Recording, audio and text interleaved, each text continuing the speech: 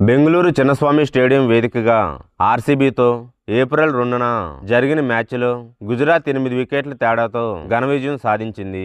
ఈ మ్యాచ్లో టాస్ వాడి గుజరాత్ ఆహ్వానం మేరకు తొలుత బ్యాటింగ్ చేసిన ఆర్సీబీ లివింగ్ స్టోన్ 40 బంతుల్లో 54, 4, 5 సిక్స్లు, టిమ్ డేవిడ్ 18 బంతుల్లో 32, 3 4లు 2 సిక్స్లతో పోరాటంతో నిర్ణీత ఓవర్లలో 8 వికెట్ల నష్టానికి 169 పరుగులు చేసింది.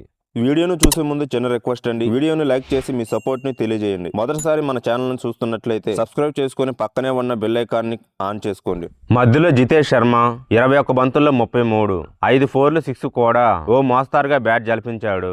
ఆర్సీబీ ఇన్నింగ్స్ లో వీరి మినహా ఎవరూ రాణించలేదు. సాల్ట్ 14, విరాట్ కోహ్లీ 7, పడికల్ 4, పటిదార్ 12, క్రోనాల్ పాండ్యా 5 పరుగులు చేసి అవుట్ అయ్యారు. గుజరాత్ బౌలర్లలో మహమ్మద్ సిరాజ్ 3 వికెట్లు తీయగా సాయి కిషోర్ 2, అర్షద్ ఖాన్, ప్రసిద్ధ్ కృష్ణ, ఇషాంత్ శర్మ తలా వికెట్ పడగొట్టారు. 170 పరుగుల నామమాత్రపు లక్ష్యాన్ని ఛేదించేందుకు బరిలోకి దిగిన గుజరాత్ 17.5 ఓవర్లలో కేవలం 2 వికెట్లు మాత్రమే కోల్పోయి విజయ తీరాలకు చేరింది. జోష్ బట్లర్ 39 బంతుల్లో 73 నాట్అవుట్, 5 4లు 6 సిక్స్లు. సాయి సుదర్శన్ 36 బంతుల్లో 49, 7 4లు 6.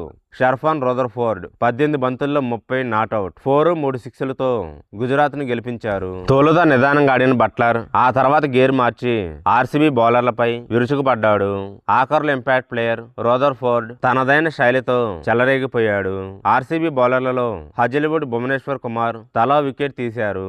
ఈ గెలుపుతో గుజరాత్ పాయింట్ల పట్టికలో 4వ స్థానానికి ఎగబాకింది. టాప్ ప్లేస్ లో ఉన్న ఆర్సీబీ 3వ స్థానానికి పడిపోయింది.